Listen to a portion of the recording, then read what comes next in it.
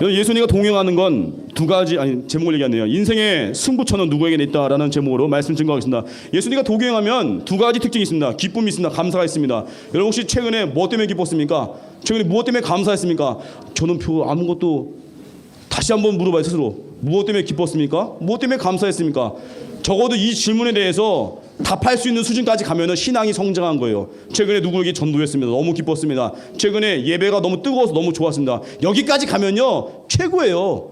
이 기쁨을 누리잖아요. 그러면 아무것도 부럽지가 않아. 아유 저 친구 뭐 공부 그거 아무것도 안 부러워요. 저 친구 운동선수 아무도 안 부러워. 저 친구는 뭐 집안이 잘 산다 안 부러워요. 왜요? 예배에 기쁨이 있고 예배에 감사가 있으니까 어려워도 우린 기뻐할 수 있어요. 예수님 한 분 때문에 기뻐하는 거예요. 오늘 하박국 하면 떠오르는 게 있죠. 뭐가 떠올라요? 호박국 떠오르는데 호박국. 하박국 이름 하면 안 떠올라요? 호박국? 별 감동이 없어요. 애들이 초등학생들이 피곤한가 본데 하박국 이름 뜻은요 포옹하다 껴안는다. 이게 하박국 이름 뜻이에요. 한마디로 하박국은요 그 시대의 어려운 문제. 여러분 학교 갈 때도 보면요 수학 산수 시간이나 국어 시간에 어려운 문제 나오면요 피하는 애들이 있어요. 근데 어려운 문제가 오면요 끝까지 그걸 머리를 쥐어 짜면서 막 풀어내는 사람이 있어요. 그러다가 성장해버려.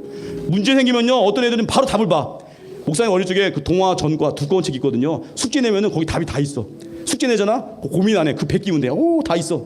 풀지도 않아. 너무 숙제가 빨리 끝나. 그런데 생각을 안 하니까 성장이 안 돼.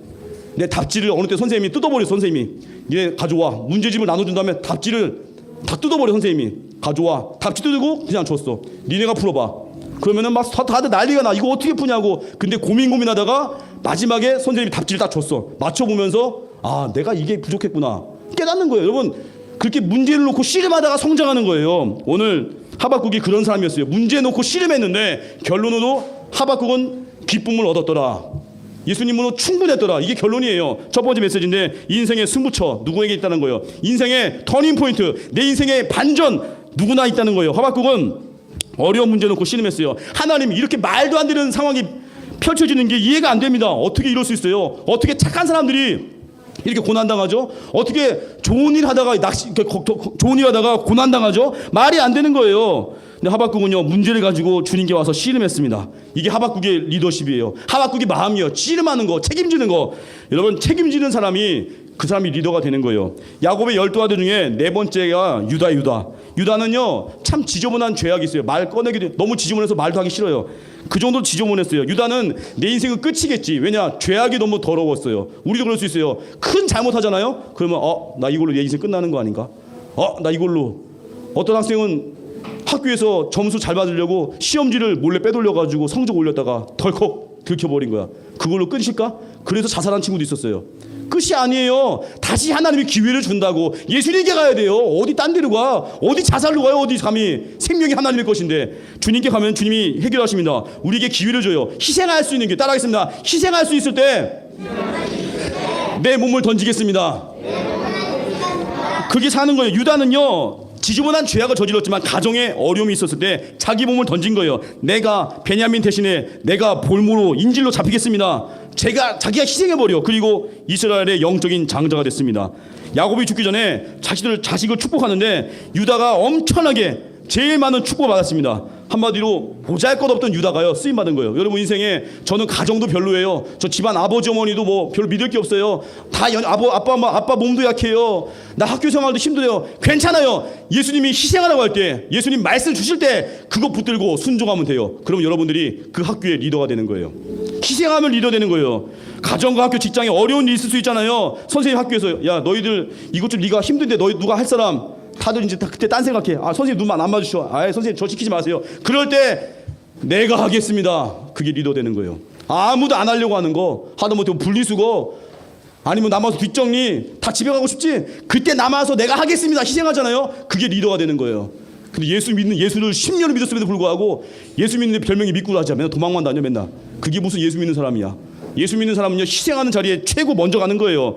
그래서 돕다가 내가 치유되는 거예요. 닉구이치자 말씀드렸죠. 닉구이치는요 팔다리가 없이 태어났습니다. 팔다리가 없이 태어났으니까 어때요? 몸밖에 없습니다. 그러니까 가진 게 몸뚱이 하나예요. 근데 그분 지금 이제 목사님 됐거든요.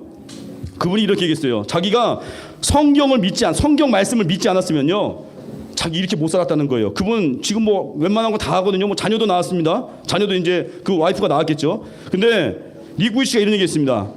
그때 연세대학교 채플에서 강의를 했는데 자기가 몸밖에 없지만 넘어졌다가 딱 오토기가 일어났어요. 그런 모습 보니까 사람들이 막 박수 치는 거예요. 대단하다. 근데 리쿠이 씨가 이런 얘기했습니다. 여러분, 고통을 겪는 분들이 있습니까? 고통에 빠져 있습니까? 고민만 하지 말고 괴로워만 하지 말고 여러분들 주변 사람들에게 사랑을 베풀면서 하십시오. 고민이 있습니까? 괴롭습니까? 나는 왜 이거밖에 안 줬어요? 이러지 말고 내 옆에 있는 사람들에게 내가 할 수 있는 작은 거라도 사랑하라는 거예요. 그게 사는 길이라는 거예요. 리쿠이 씨는요, 사람들이 말했습니다. 당신이 어려우니까 도움받고 사세요. 사랑받고 사세요. 물론 사랑받을 수 있죠. 약한 사람 도와야 돼요. 하지만 거길로 끝나는 게 아니라, 여러분도 어렵습니까? 내가 부족합니까? 그렇기 때문에 더 약한 사람을 도우십시오. 그러다가 리쿠이 씨가 달라진 거예요. 악한 마귀는요, 늘 원망하게 해요. 야, 너 가진 게 없잖아. 너 별로, 외모도 별로잖아. 그 마귀가 주는 장난질이에요. 하나님은 우리 중심을 보십니다. 우리 외모 안 봐. 외모 뭐 어때? 어째 마스크 가리니까 다 똑같아요. 지금 마스크 쓰니까. 마스크 벗어도 똑같아. 하나님은 중심 본대요. 중심. 내면에 영혼을 사랑하는가, 내 마음에 긍휼이 있는가. 마태복음 5장 7절, 긍휼히 여긴 자는 복이 있나니 그들이 긍휼히 여긴 받을 것이며. 목사님 참 신기한 일 많이 겪어요. 내가 누군가 어려운 상황 당한 사람들 뭐 도와주잖아요. 작은 거라도. 꼭 이상해. 일주일 후면은 꼭 뭐가 나한테 와. 어떤 선물이 또 나한테 와. 이상하게. 알고 보면 또 내게 필요했던 거예요. 뭐 늘 그런 건 아니었는데 어려운 상황 도와주잖아요. 그 목사님도 잘못할 때 있잖아요. 나도 하나님께 용서받을 일이 있을 때 너무 그게 잘 이루어지는 거예요. 내가 용서받을 게 있거든요. 내가 사랑받을 게 있거든요. 우리가 먼저 베풀잖아요. 먼저 긍휼을 행하잖아요. 내가 딴 데 가서 용서받고요. 사랑받고요. 먼저 사랑하는 거예요. 두 번째예요. 우리 책임 다하라는 거예요. 하박국이 질문했어요. 하나님, 이런 악한 행동을 왜 그냥 두십니까? 말이 안 되잖아요. 그럼 다시 돌이켜서 나쁜 행동들이 판치고 있죠. 요즘 보니까 정말 황당한 일을 봤어요. 뉴스 보니까 6살 난 딸아이가 개한테 물릴 뻔했어요. 그럼 어때? 아빠가 지나가다가 따라가는데 6살 난 딸아이가 개한테 물릴 뻔했어. 아빠가 그 개를 발로 뻥 찼어요. 딸아이를 물려가니까 응하니까 당연히 발로 차야지. 그런 놈은 걔는 이빨 부셔버려야 되다. 팍 차는데 그때 웃기는 일이 벌었어요. 그 강아지의 주인이 고소를 했어. 동물 학대했다고. 우리 강아지 왜 발로 차냐고. 말이 안 되잖아요. 여러분 표정 이상한데? 개가 중요해? 사람이 중요해? 사람 아니야 사람? 맞잖아요. 아, 사람은 물려고 6살짜리 딸아이를 사랑이한테 누가 개가 물려줬어. 목사 옆에 있어. 어떻게 했을까? 목사 개 모가지 부서졌을까? 아주 다. 에? 어디 감히 사랑을 건드려? 그런 거예요. 사람이 중요한데 그 개 주인이 우리 개가 발로 맞았다고 고소한 거야. 왜 발로 차냐고. 말이 돼요? 결국 어떻게 됐냐면은 다시 그 딸아이의 아버지가 다시 고소했어. 우리 딸아이가 받은 상처가 얼마나 큰 줄 아냐고. 다시 고소해가지고 개 주인 벌금 물었어요. 나중에 무릎 꿇고 사과하고 죄송합니다. 죽을 죄 졌다고. 이런 말도 안 되는 일들이 왜 벌어졌을까요? 요즘 보면 개 때문에 어떤 아이가 공원 가다가 강아지한테 얼굴 물려가 이런 애도 있고, 물 애도 있고. 해외 기사를 보니까 오빠가 자기 여동생 보호하려고요. 개를 막은 거야. 개를 막고 여동생을 끝까지 보호했어. 근데 그 오빠는 개에 물려가지고 흉터가 생겼어요. 자기 여동생을 보호하려고. 여동생이 오빠한테 무지 고마워해. 우리 오빠 최고라고. 이런 말도 안 되는 개들이 옛날에는요, 강아지들이 함부로 사람 못 물었어요. 왜요? 옛날에는요, 강아지들 되게 저기 마당에서 키웠어요. 마당에 목줄 메고. 근데 요즘은 강아지가 너무 사람 수준으로 올라왔어. 개 이름도 특이해. 옛날에는요, 강아지 노란색이면 강아지 이름 옛날 다 비슷했어. 노란색이면 누렁이, 검은색이면 검둥이. 강아지 이름이 다 비슷비슷했어요. 근데 요즘 뭐 강아지 이름이 뭐 여러 가지 뭐 무슨 뭐 밍크 뭐 별거 다 있어. 무슨 뭐 캔디. 어떤 강아지 이름이 베토벤이야. 말이 돼? 그 베토벤이야. 내가 아는 분인데 강아지가 베토벤이야. 이러다가 다윗 나오겠어. 강아지 이름 중에. 강아지 이름 강아지인데 야 바울아, 말이 돼 이게? 강아지가 여기 와서 예배드리겠어. 주여. 강아지가. 이게 개판이야 개판. 왜 이렇게 됐어요? 사람들이 너무 개를 너무나 사람 수준으로 대한 거예요. 외로울 때 누구 찾아야 돼요? 하나님께. 또 외로울 때 어떻게 해야 돼요? 사람 찾아가서 희생해야 되는데 외로울 때 하나님을 안 찾고 그놈의 개를 찾은 거야. 그러니까 집에 개는 키워. 근데 자기 늙은 부모님은 저기 요양원 보내놨어. 집에 그 개새끼는 집에 키우면서 자기 부모님은 모시지도 않아. 그게 무슨 놈의 세상이야 그게. 사람을 모셔야 될 거 아니야 사람을. 근데 개를 침대에 눕혀놓고 개는 재우면서 늙은 부모님은 저기 딴 데 가버리고. 말이 되냐고 이게. 누구 책임이에요? 우리 책임. 하나님의 백성들이 제대로 말씀대로 안 살아가니까 이런 말도 안 되는 일이 벌어지는 거예요. 하나님의 백성들이 사람을 공경하지 않고 하나님을 높이지 않으니까 이런 말 같지 않은 일들, 개가 사람 물기도 하고 이런 악한 행동 왜 생겼어요? 다 결국 우리 책임이에요. 요즘 학교가 무너졌대요. 학교가 뭐 이번에도 보니까 울산에서 어떤 고등학교 1학년 학생이, 여러분들 절대 흉내도 내지 마, 고등학교 1학년 학생이 자기 선생님을 때렸어요. 학생이 혼냈다고 선생님을 때렸어. 이런 말도 안 되는 일들. 물론 선생님은 참았겠지, 제자가 불쌍하니까. 이런 일이 왜 벌어질까요? 얼마 오래전부터 학교에서 아이들이 교육받을 때 학생들의 부모님들이 내 새끼 하고, 학교에서 애들 혼날 수 있죠. 혼날 수 있는데 혼났더니 부모님이 학교 찾아와. 오래전 일이에요. 10몇 년 전부터 학부모님들이 이제 좀 배웠다고 학교 찾아와서 선생님들 멱살 잡아 막 내 새끼를 왜 때리냐고. 그런 일들이 20년 전부터 벌어졌어요. 오래전부터. 그런 일들이 커지다가 나중에 학교 교권이, 선생님들 권위를 무너뜨린 거야. 애들이 이제 선생님한테 막 대들어 함부로. 그게 말이 되냐고. 누구 책임이에요? 우리 책임이야. 선생님들이 권위가 무너지니까 학교에서 힘 있는 애들이 이제 난리를 부려. 학교에서 떠들어도 선생님 통제 못하죠? 왜요?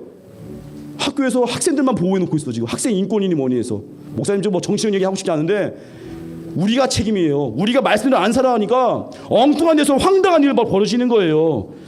그 우리 플랜 A와 플랜 B가 있어요. 첫 번째 게 플랜 A인데 이게 뭐예요? 하나님의 백성이 말씀대로 살아가야 이런 일은 안 벌어지는 거예요. 이런 말도 안 되는 일들 왜 벌어져요? 하나님 백성들이 전도하지 않고 예배드리지 않고 주님을 떠나니까 오늘 본문 보니까 갈대아 사람이라는 악한 사람들을 통해서 하나님 백성들을 심판하는 거야. 더 센 놈을 통해서, 도둑놈을 통해서 강도를 가지고 배신자들을 막 하나님이 쳐버리는 거야. 말도 안 되죠? 누구 책임이에요? 우리 책임. 우리가 전도하지 않았어요. 예배하지 않았어요. 사회가 그래서 이 꼴 된 거예요. 여러분들 그래서 예수 믿는 아이들에게 소망이 있는 겁니다. 여러분들이 학교에 가서 선생님 공경할 줄 알고 예배할 줄 알고 학교에서 혼났습니까? 그럼 선생님께 얘기해. 선생님 감사합니다. 엄마 찾아온다고 하면 엄마 얘기해요. 엄마 미쳤어? 학교 왜 찾아와? 내가 잘못한 거야 엄마. 선생님한테 까부지 마 엄마. 물론 공손하게 얘기해야 되는데 그런 아이들이 되면요 그 학교 미래가 있는 거야. 어디 까불어? 선생님한테 뒤질라고. 지옥 갈 거야 그 새끼 회개 안 하면은.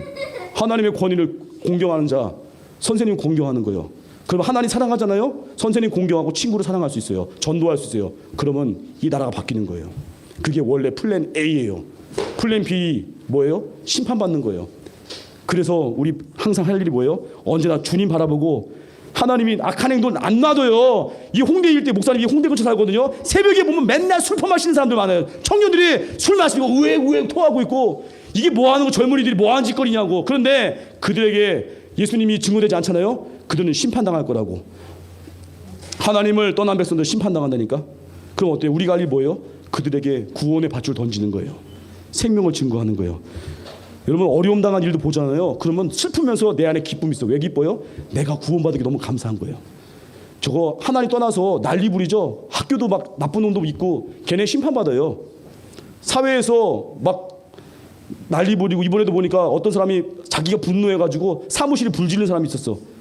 결국 그 사람도 죽었어요. 자기가 재판에서 졌다고 불 지르고 갔어. 지옥 갔겠지. 심판이 있다니까. 이런 심판이 있으니까 우리 어떻게 살아야 돼요? 걱정할 거 없어요. 하나님이 가만 안 둔다고. 우리가 할 일이 뭐예요? 나쁜 죄악 속에 놓인 사람도 보면서 불쌍히 여기는 거예요. 우리가 할 일이 뭐예요? 그냥 내가 내게 주신 사명대로 순종하면서 전도하는 거예요. 그 강변교회 원로 목사님이신 김명형 목사님, 이분이 초등학교 4학년과 5학년 때 평양 제5 인민학교 다녔습니다. 그때가 이제 우리 북한과 남한 이제 북한에서 피난오기 전인데 공산당 정부가요 이 목사님 당시 상황 속에 믿는 사람 핍박했어요. 주일날 교회 가지 말라고 막 학교 오라는 거예요. 그런데 이 목사님이요 주일마다 교회 가서 예배드리고 온종일 교회에 있었습니다. 월요일에 또 학교 가면 또 벌 받았대요. 너 주일날 교회 갔다 와서 일로 와. 막 벌 주고 막 정학시켜버리고.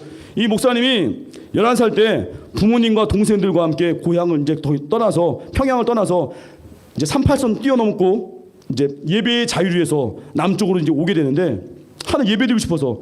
근데 캄캄한 밤중에 북한에선 예배 못 드리게 하니까 밤중에 도망 나오는데 38선 남북한 경계선을 넘다가 북한한테 잡힌 거예요. 붙잡혔는데 손 두고 서지 않으면 총을 쏘겠다고 위협을 했는데 어른들 모두 손을 들었어요. 겁나가지고. 근데 이 김명현 목사님은요 11살밖에 안 됐는데 예배의 자유를 위해서 손들지 않고 그냥 달려갔어. 나 예배 위해서 남한으로 달려갑니다. 난 예배입니다. 총을 쏘든 날 죽이든 난 갑니다. 결국 살았습니다. 이분 혼자 남쪽을 향해 달렸습니다. 예배의 자유를 위해서. 그게 이 목사님 운명을 바꿔놓은 거예요. 예배 하나가 예수님 붙들기 위해서 내 생명조차도 귀한 거 여기지 않는 거예요. 우리 인생 어떤 엉뚱한 거에 눈 돌리지 마십시오. 세상의 거 추구해봤자 아무것도 아니야. 예수님 위해 살아갈 때 가장 가치가 있는 거고요. 가장 영광스럽고 전도하며 사는 거. 지난주에도 보니까 우리 초등학생들 전도 사진을 봤어요. 어떤 예쁜 학생들 여학생 3명이서 어떤 선생님하고 전도한다고 딱 물티슈 보여주면서 짜잔 이러는데 너무 예쁘고 아름답더라고요. 여러분들 이제 8월에 고성선교 있거든요. 다 가십시오. 가서 예수님 모르는 자들에게 복음을 증거하고 그렇게 예배하잖아요. 그게 이 시대를 바꿀 것이고 그게 나에게 가장 큰 기쁨으로 내 평생 잊지 않는 하나님과의 추억이 될 것입니다. 결론, 인생에 승부처가 있어요. 내가 보잘것없다고 낙심하지 말고 희생할 상황 희생하십시오. 그 내가 할 수 있는 책임을 다하십시오. 플랜 A로 살아가는 거예요. 전도하고 예배하는 거. 그러지 않으면 심판이 있다니까. 우리가 먼저 예배하는 거예요. 그래서 헛된 거 추구하지 말고 하나님만 위해 사는 초등부 되기를 주님 이름으로 축원합니다. 자리에 일어나겠습니다. 하나님의 부르심 찬양하겠습니다.